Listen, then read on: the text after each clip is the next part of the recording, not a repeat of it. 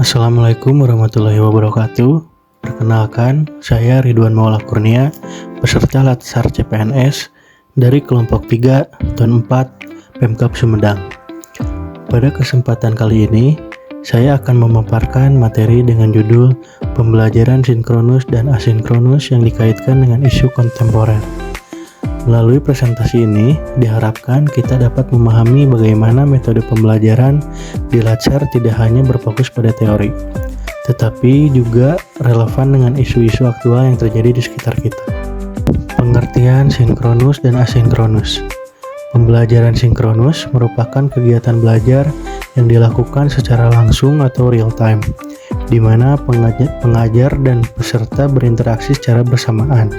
Contohnya adalah kegiatan tatap muka di kelas atau pembelajaran daring melalui Zoom.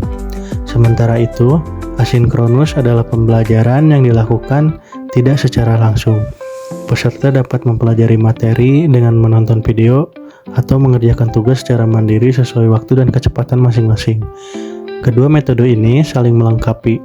Pembelajaran sinkronus menekankan interaksi langsung dan umpan balik cepat, sedangkan asinkronus mendorong kemandirian dan kedisiplinan peserta dalam mengelola waktu belajar.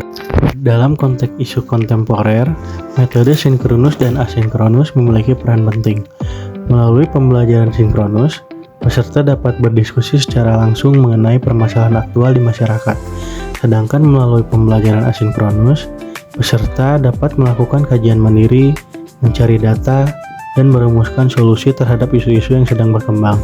Dengan demikian, kedua metode ini berkontribusi dalam membentuk ASN yang adaptif, kritis, dan responsif terhadap perubahan zaman. Untuk selanjutnya, saya akan membahas apa yang dimaksud dengan isu kontemporer dan bagaimana cara mengidentifikasi adanya isu kontemporer. Pengertian isu kontemporer. Isu kontemporer merupakan pokok persoalan, masalah, atau fenomena yang terjadi, sedang hangat dibicarakan, relevan pada masa kini, dan berdampak terhadap penyelenggaraan pemerintah, pembangunan, serta pelayanan publik. Untuk mengidentifikasi isu kontemporer, digunakan dua teknik utama, yaitu APKL dan USG. Teknik APKL terdiri dari aspek aktual, problematik, kehalayakan, dan layak. Sedangkan teknik USG menilai isu berdasarkan urgensi, seriousness, dan growth. Melalui teknik APKL, kita dapat menilai apakah sesuatu isu benar-benar aktual dan penting untuk dibahas, apakah problematik atau menimbulkan dampak sosial, apakah diketahui halayak, dan apakah layak untuk ditindaklanjuti. Sedangkan teknik USG membantu menentukan prioritas isu berdasarkan tingkat urgensi, keseriusan dampak, serta potensi pertumbuhannya apabila tidak segera ditangani. Beberapa contoh isu kontemporer yang sering muncul di Indonesia antara lain penyalahgunaan bantuan sosial untuk judi online, maraknya disinformasi dan hoax di media sosial, tindak korupsi, pengangguran, serta penyalahgunaan narkoba. Semua isu tersebut menuntut kepekaan dan tanggung jawab ASN dalam memberikan pelayanan publik yang bersih, profesional, dan berintegritas.